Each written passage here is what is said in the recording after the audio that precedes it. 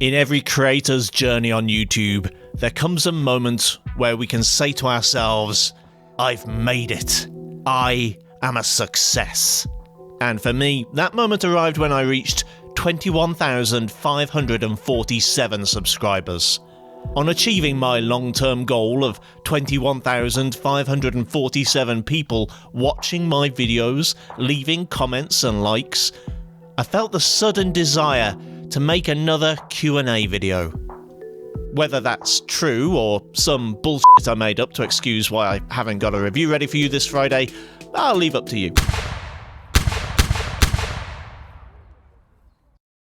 I started the thread on my community tab the other day, and that's where all of these questions have come from. When I first posed the question, I think my language was a little imprecise, and some people thought I was asking for suggestions on what to review. And while I've taken some of those ideas on board, I'm afraid I'm not going to be addressing those in this video. Also, because I needed some background footage and thought it would be a good idea to try and make this video useful, the video in the background is from the new Resident Evil 4 remake demo being tested on the GTX 1650 and the RX 5600 XT.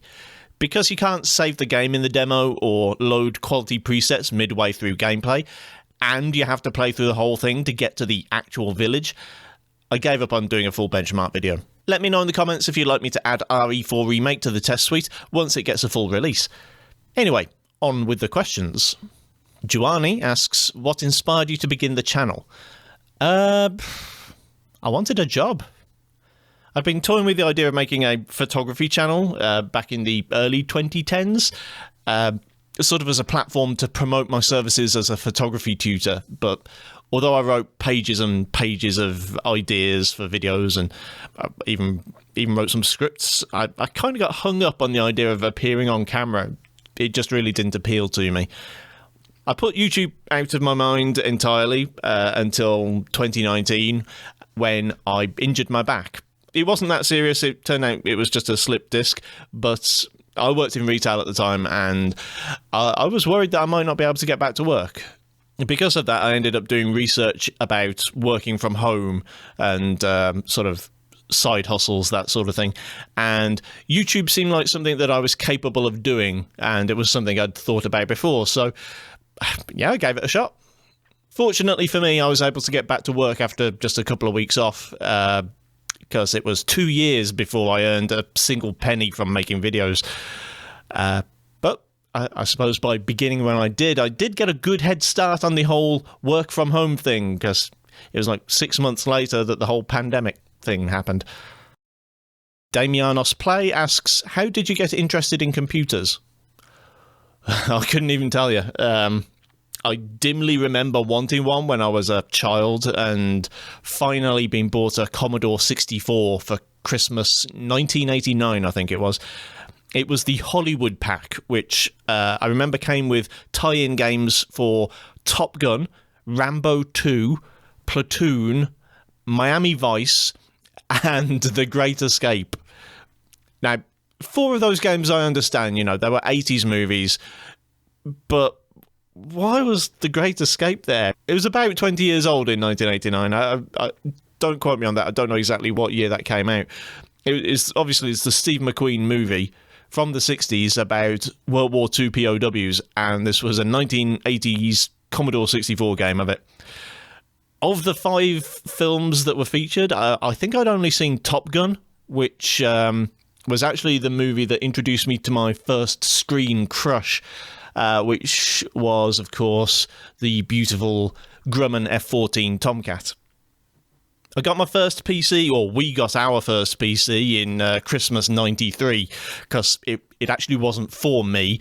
The machine we got was called an Amstrad Mega PC, which was a 25 megahertz 386SX, and it had a sliding panel that would switch it into a Sega Mega Drive, which you might know as a Genesis. The Sega was supposed to be for me. The PC was supposed to be shared with my family. But yeah, I remember, I think it was it was later in 93, I picked up a magazine called What PC Games, and it had a cover disc with demos on it, and one of them was the pre-release demo of LucasArts TIE Fighter.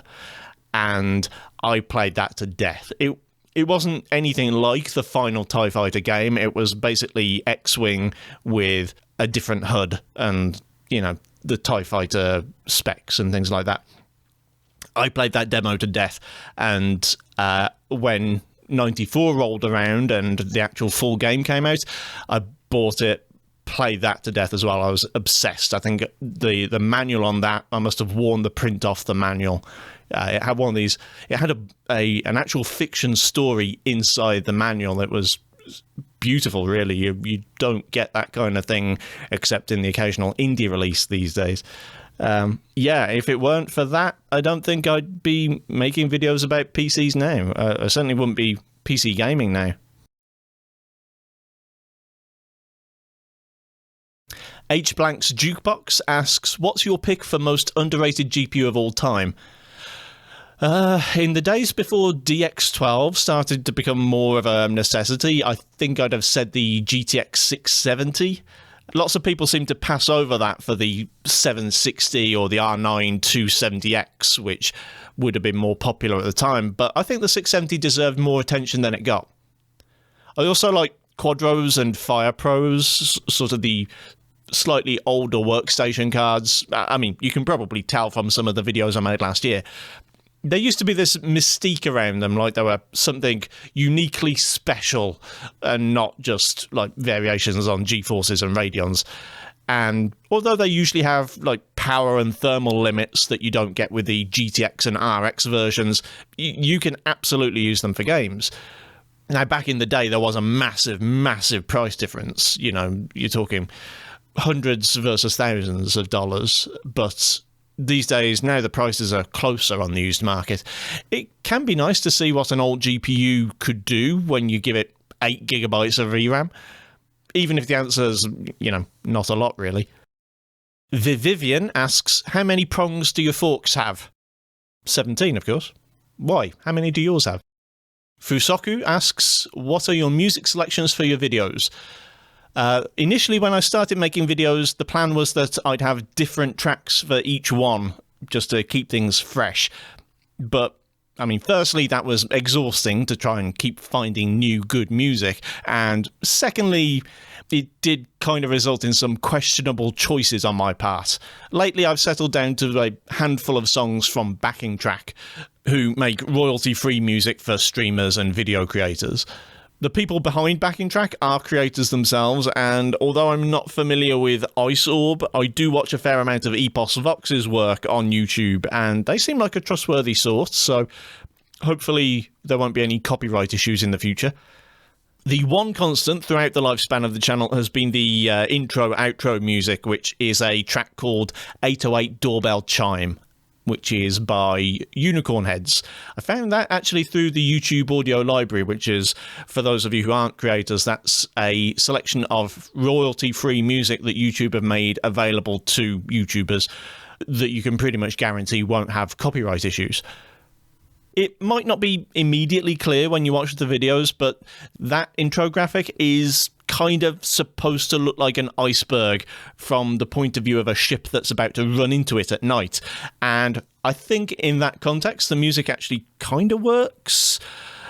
I originally wanted to go without music and just have a sort of Hans Zimmer-style horn sound, but I couldn't find a sample that I liked without literally stealing one from the Inception soundtrack.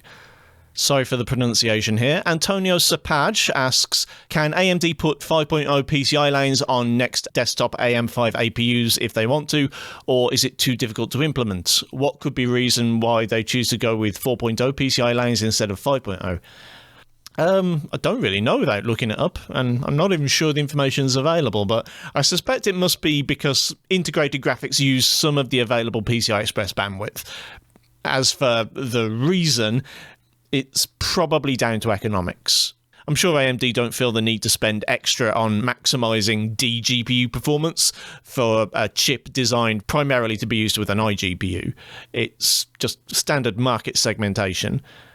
From experience, I can tell you there's not a lot of difference between using a Gen 4 card on a 4.0, 3.0 or even a 2.0 slot. So long as it's got 16 lanes, it should be fine. Kat asks, would you test out a high-end Phenom 2 or an Athlon 2 era system and compare it to the low-budget modern system? AMD Opteron 16-core / Phenom 2 X6 1090T. Also, any advice for starting a tech channel? I want to start one, but don't know what to do exactly. Honestly, I haven't really given any thought to older platforms. At the moment, I'd categorise my content as being about hardware that's just old enough to be cheap, but just new enough to be relevant and still working. Once you go beyond a certain point, the prices start going up and the modern day relevance starts going down. I feel like old Athlons, Opterons, Phenoms, that sort of thing, Pentium 4s and the like, they're kind of on the wrong side of that line, so they occupy a different corner of the tech ecosystem. I don't think I could do it justice without losing focus on what I'm doing, so to make a long answer short, probably not. Phil's Computer Lab's probably your best bet for that kind of content. As for advice, I mean, I've been uploading videos for almost 4 years, and I'm still pretty far from where I want to be. I've only had a handful of videos take off, so I guess take my advice with a pinch of salt. Firstly, I'd suggest you don't try and compete with bigger channels directly. Like, you're not going to become Hardware Unboxed, Gamers Nexus, Linus Tech Tips overnight, but that doesn't mean you can't be successful. Even if you have the budget to keep buying new tech to review, you won't get it earlier than the big channels do, and a late review on the latest tech is probably just going to get lost. Secondly, pick a style that suits you and don't feel pressured into making videos that don't. If you can't speak confidently in public, live streaming's probably a bad idea, regardless of how many people tell you how great live streaming is for your channel. If you can't talk continuously without huge amounts of editing to make everything appear seamless, either splice in lots of B-roll to hide the edits, or, as I do, just do voiceovers. Thirdly, I know a lot of YouTube advice channels suggest picking a niche and sticking to it, and I agree with that, but you also shouldn't be afraid to change if things aren't working out for you. When I started Iceberg Tech, for the first few videos, I think I was kind of lost. I didn't really have a specific direction in mind for the channel. I just wanted to talk about budget builds and mini PCs and sometimes graphics cards. It took the GPU shortage to really kind of help me identify a specific issue that I wanted to focus on. Also, this probably goes without saying, but titles and thumbnails are absolutely crucial. While you're learning video editing, you should also be learning basic graphic design so that you can make thumbnails people want to click. Also, if you're struggling to come up with a title, try an AI assistant like ChatGPT, something like that. I've never had one come back with a banger of a title directly. Obviously, the whole thing of chat assistants is their derivative. They're based on previous conversations, so they tend to come up with titles that are a bit too generic, a bit too like what other people do, but they can sometimes come up with something that you can work into an actually good title. Rasa Pro asks, would you rather play Doom 1993 on a Samsung smart fridge or a low-spec PC from 1993? Also, what components that you tried did you like the most? Not based on benchmarks, but your personal opinion, and would you actually use them if you had a very low budget? Firstly, smart fridge. I never played Doom in 93, I was too young and my PC was too shit, but I do remember gaming back then. There are people alive today who will never know the meaning of phrases like autoexec.bat and himem.sys, and they are better off, believe me. I assume Samsung smart fridges use some variation on the Android operating system, so that's going to be way easier to work with than MS-DOS 6.22. For your second question, I try not to get too attached to hardware things. I don't have that much nostalgia for PC tech myself. As for older stuff that I'd still use, I was very impressed with the i7-5960X. I think I'd happily use an old branded X99 like the Gigabyte one that I use at the moment, with a 5960X and some quad-channel RAM today, if UK energy prices weren't f***ing insane. Thomas Berry asks, do you overclock the hardware that you daily drive? No, I actually prefer a cool and quiet system for everyday use, so I do undervolt a little. It's actually the thing I hate most about my gaming laptop. It's a Razer Blade 2020, you can't undervolt it, and the fans kick in when I'm doing even the lightest of tasks on it. Drives me nuts. Hey, it's your girl Jess asks, if you had to choose between a super high-end computer with everything that you could dream of, or a more specialised mid-range computer, what would you choose? Am I paying for it? Because if so, then probably the latter, just because I don't really want to pay for stuff I don't specifically need. I'm not a naturally tight-fisted person. It's really the last few years that have made me this way, but I'm very careful with my money these days. If it's been given to me as a gift, then sure, I'll take the super high-end machine. Josephus Rex asks, what CPU or GPU is the biggest pain in the insert location of choice here to test? Also, would you consider adding Doom 1993 to your CPU test suite? You know, so the really bad ones can feel good about themselves. Well, I think I've shared the story of the sex machine already. That was probably the biggest pain in the patella. The Gigabyte X79 UD3 Revision 1 motherboard was absolute garbage. You could originally flash the BIOS from within the BIOS, just like you can with basically every other motherboard. Nowadays, though, the utility actually says that it's out of date and can't update BIOSes anymore. So you're forced to use the Windows utility. I think the last version was for Windows 8, and it just didn't work in Windows 10.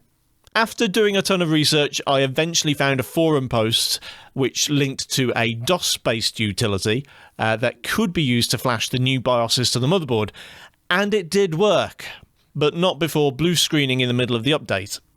I honestly thought I'd brick the board, but thankfully, after leaving it with the battery out and unplugged from the mains, it did eventually revert to the BIOS and came back to life. You might reasonably ask why I was so adamant to put myself through all this and update the BIOS if it was so much trouble. The answer to that is that with the BIOS that it had installed, it wouldn't recognise GPUs more recent than the GTX 600 series. Even my GT 710 didn't work. Yeah, that thing was a piece of shit, and I do not miss it. As for Doom, not until I start reviewing smart fridges. Nupagagi asks, do you think VR going to be as big as normal gaming? And where will it be mainstream first, if ever? For me, mainstream equals at least half of the platform users have VR. Mobile or PC? Not really. I don't think VR is ever going to reach the same level. The way we interact with games is probably going to change over time, but the things that I think we see succeed over and over again are things that have the lowest barrier to entry, and VR's barrier to entry is just too high. I'm almost certain VR is always going to be niche, but hopefully it's just going to become a bigger one. I had my first modern VR experience at a VR escape room a couple of years ago, and it was brilliant. I'd love to do more content on VR. The new PSVR looks very interesting. I hope that's going to push people like Quest and Vive to step up their game, but, you know, we'll wait and see. Max M asks, what has been your largest single upgrade on a personal computer? In terms of the one that's made the biggest impact, it's probably the time I bought a Voodoo 2 for my old 100MHz Pentium. That was my first 3D accelerator card, and I would say it's no exaggeration to call it the biggest transformation in PC gaming. I've made other big upgrades in the past, like when I went from the GTX 670 to an R9 290X, but at the end of the day, modern PC upgrades are just higher settings and more frames. It's not even close to the leap from pre-3D accelerator to post-3D accelerator. I mean, imagine going from a Super Nintendo to an N64. Like, one day, your idea of what 3D is Pilot Wings or maybe Star Fox at best. The next day, it's GoldenEye 007 or Ocarina of Time. Umric asks, random and vague, but favourite CPU and GPU? Sorry to be glib, but it's just whatever I happen to have at the moment. Like, right now I've got a Ryzen 7 5700X and an RTX 3070. And yeah, they're my favourites. I would very much like a Founders Edition 3080 though. Arneth744 asks, would you consider doing more productivity benchmarks in the future with retro components? An interesting example would be seeing how well old dual Xeons perform. There are plenty of inexpensive X99 motherboards out there, and with their corresponding CPUs being dirt cheap, it may be interesting to look into and see if these things are obsolete. I don't really know if I can. Obviously, I'm very focused on gaming, and when I have money to spend on the channel, it often goes into new games. So, I don't know. My own productivity tasks are DaVinci Resolve, Adobe Photoshop, and Lightroom Classic. Everything else is pretty much just low-impact stuff like Google Docs. To do anything meaningful, I'd need some more multi-threaded applications like Blender and things like that. And I just don't have any experience with them. I don't know. Call it a maybe. Ensalade8616 asks, your thoughts on RTX 20 series? Right now, I think I'm inclined to recommend that buyers steer clear of the 20 series. The 2060 and 2060 Super are fine, I guess, especially as alternatives to the 3050 and if you really want DLSS. But the 3060 Ti and 3080 make basically everything from the 2070 upwards just pretty much obsolete. So a 2070, 2070 Super, 2080, etc. would have to be pretty cheap to be worthwhile. And right now, looking at the market, they just don't seem to be cheap enough. The RX 5700 XT and 6600 are taking my recommendations over the 2060 series, so I don't know. No shade to anyone who's already got a 20 series, but I probably wouldn't suggest you pay market prices for one. FV101 says, face reveal. Nah, don't think I want to be responsible for you all falling in love with me.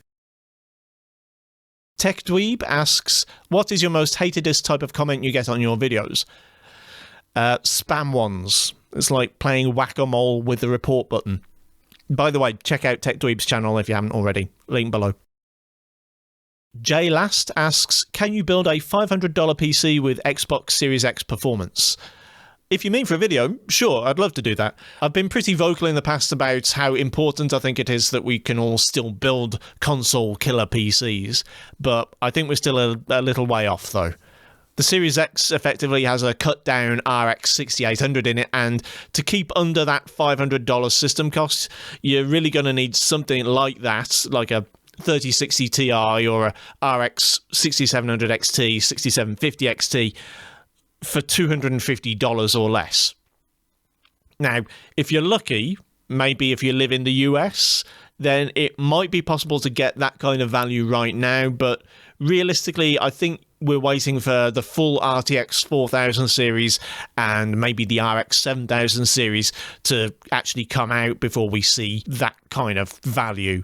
Right now, it feels like you have to be exceptionally lucky or live in a specific region to be able to get that kind of deal. English Gamer asks, can you try and review one of the third generation mobile CPUs? Maybe something like an i5-3230M would be interesting, since it was a laptop CPU that had 2.6 GHz base and 3.2 GHz turbo for its time. So, I've tried many times to make laptops review happen on this channel, and so far I'd say the response hasn't really been strong enough for me to want to go buying more. I'm not saying no, I am saying maybe if I find a spectacular deal on one that I think I can resell for a profit when I'm done with it. MLGOV asks, day one of asking for a Discord again. I'm sorry. I've given it a lot of thought, but I'm not going to be starting a Discord. If it was something I could just start up and not have to be super involved in, maybe I'd be up for it, but I don't think that would be good for you guys, and I also feel pretty guilty about it. I do occasionally post over on TechDweeb's Discord. I'll leave a link in the description if you're not there already. NMD asks, questions about servers. I'm sorry, not really my field of expertise. Try Hardware Haven. Afternoon could be Vibe, I guess. Afternoon asks, can you throw an egg at a GT 710? Eggs? In this economy?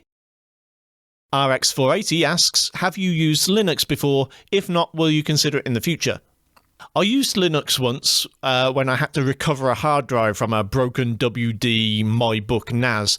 I was basically just following instructions the whole time, and even then I would say it felt more like having a dental appointment than using a computer. I'm not a fan. I will probably do a Holo ISO PC build or something similar at some point, but in that case, I'll be testing a PC with Linux on it rather than making a video about Linux, if you get what I mean. Cool Dude No Last Name asks, what's the best GPU for under $100? $200. Assuming that's US dollars. Under 100 is probably the RX 590 GMEs that come up on AliExpress, or if you can find a full RX 580 or 480 with 2,304 cores for the same price or less, it's probably just as good.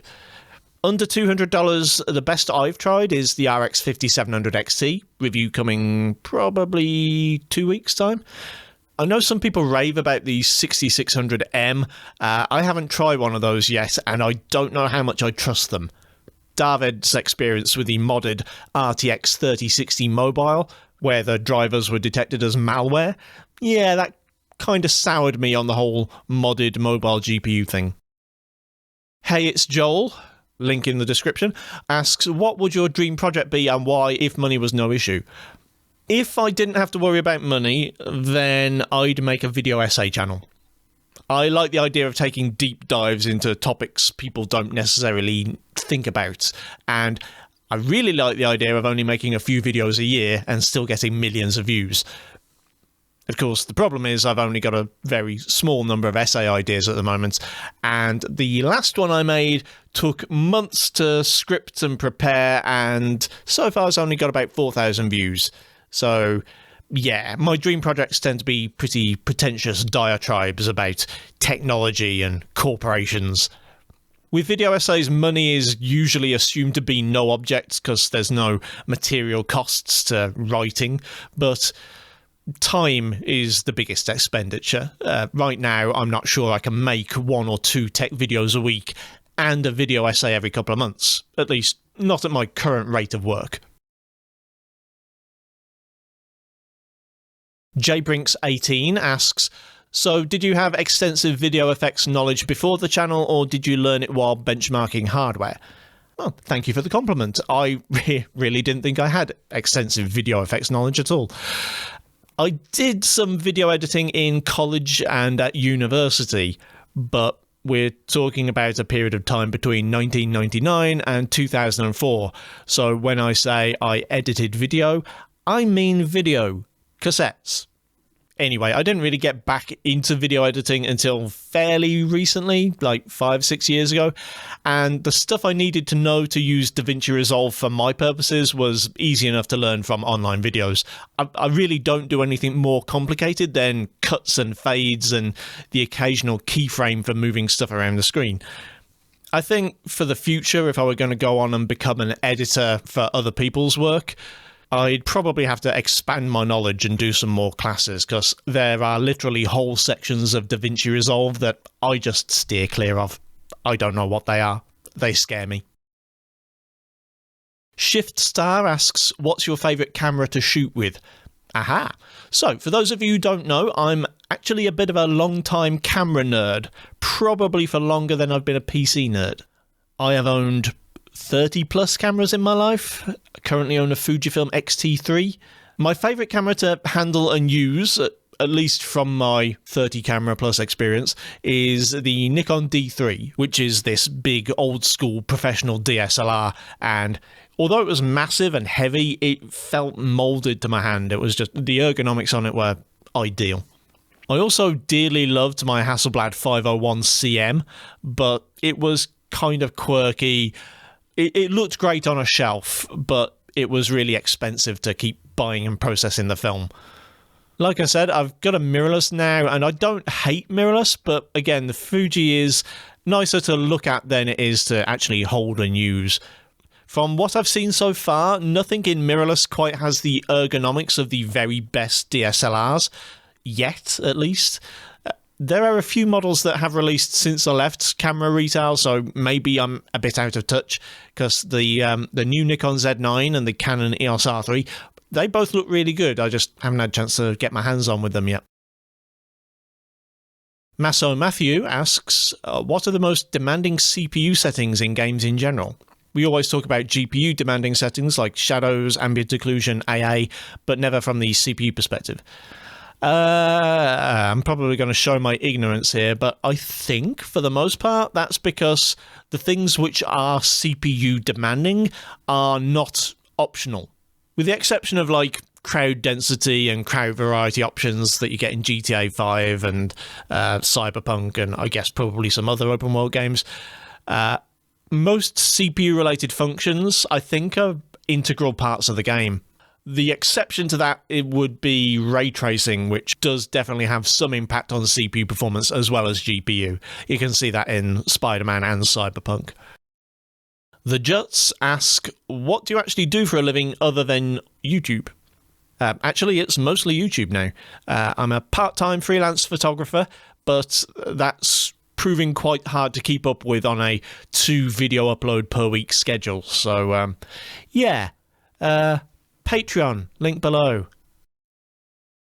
DePro27 asks, what is your favourite graphics card generation and why?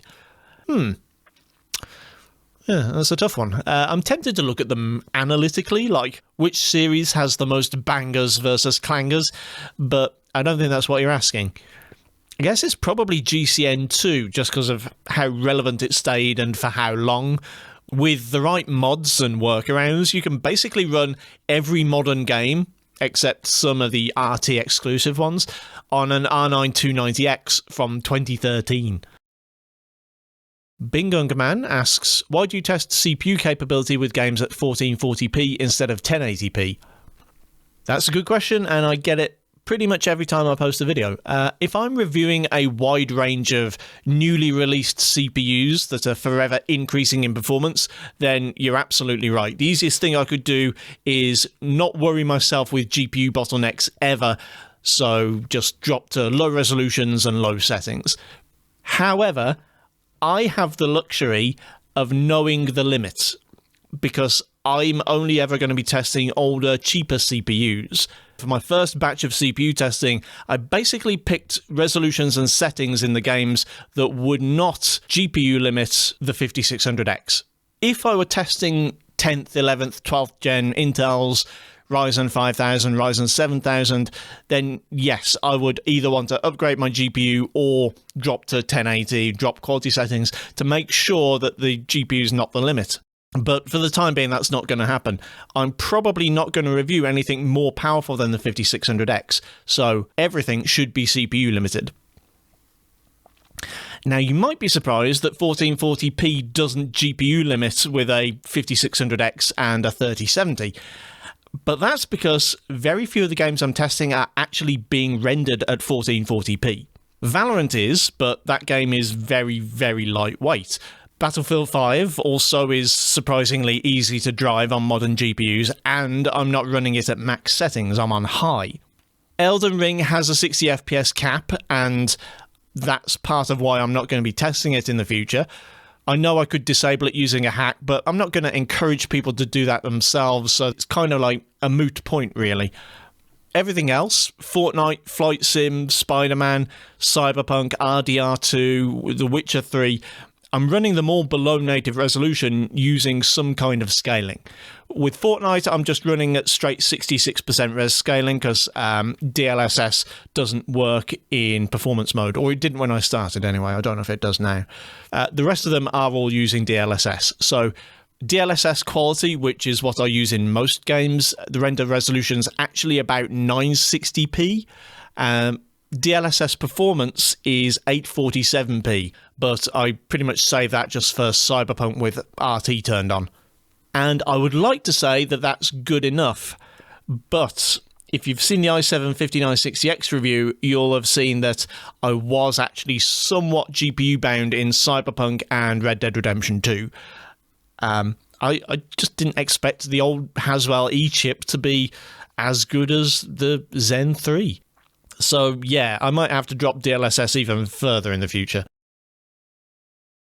Zalan Khan asks, how long have you been a PC user? Have you ever owned a console? If so, which ones? And beside from your current PC build, what's your favourite build that you ever had? So I've been an IBM PC compatible user for 30 years this year. I owned a Sega Game Gear before we got the PC, and like I said earlier, the PC had a Mega Drive built into it. After that, I bought myself a PlayStation in like 96 or 97, I forget which. It was around the time Metal Gear Solid came out. Since then, I sold my PlayStation to afford the Voodoo 2, and since then it's been PCs all the way. I took a break from PC gaming from 2012 up till about 2015, when basically I was inspired by Scrapyard Wars and Tech Yes City to build myself a second-hand price performance rig. At the time I had an i5 3570K, and I built a whole new PC. Basically, I sold the 3570K and the Z77 motherboard, and that was enough to buy a i7 3930K, an X79, and I also picked up an R9 290X. And I put it all into this still really rather nice NZXT Source S340 case, which, if that had been a tempered glass side panel instead of an acrylic one, I think that would still be a really nice case to own today. This was probably the first modern enthusiast-grade PC I'd ever built. Before that, it had always been... I mean, in the early days, it had been pre-builts, because that's pretty much all there was in the PC market. And then in the 2000s, I built brand new budget PCs, and then I'd upgrade them over time. So this was the first full enthusiast-grade PC that I built, and it was mostly used parts. I think only the power supply was new. Ironically, the power supply blew up. Old but not obsolete Tech asks 6 questions. First of all, everybody should go and watch Obnot's videos. He's great. Link down below. Second of all, just because I'm a subscriber doesn't mean you get 6 questions out of me. Don't be greedy. Question 1. On average, how much time does it take to grasp a YouTube video idea, finalise it and upload it? It's rarely a simple path. Usually I'll have a list of subjects that I want to cover, which I'll then write titles and intros for before I've even bought the item. Testing's about 6 to 8 hours, and then I'll write my conclusions, so probably at least 2 or 3 days. Number 2, what part of YouTube video production process is most boring, if any? I don't think I'd call any of it boring per se, but editing is the most repetitive part, especially when I've got to do charts.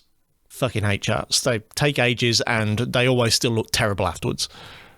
Number 3, at what point, views per month, you estimate that the YouTube ad monetization will be able to cover your benchmark PC hardware costs? The money question.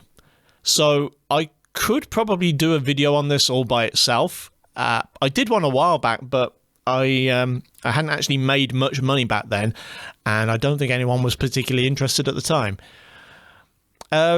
I would say it would take about 700,000 views a month to be equivalent to a minimum wage job here in the UK. I almost achieved that in November and just came a little bit under that in December, but since then it's really fallen off.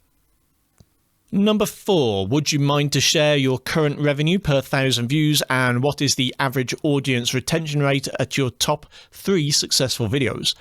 Sure, my lifetime RPM is £1.57, but for the last month it's gone up to about £1.84. My top videos by views are 16 gigs versus 32 gigs, the original 4K gaming PC, and the slow death of the GTX 690, and they have retention rates of 26.6, 31.1 and 30% respectively. Number 5, are there times when you think you could pick an easier content niche and grow your YouTube channel much faster? If yes, what motivates you to continue your current tech content? Yeah, the thing is, I actually did try to game the system to make a low-effort channel.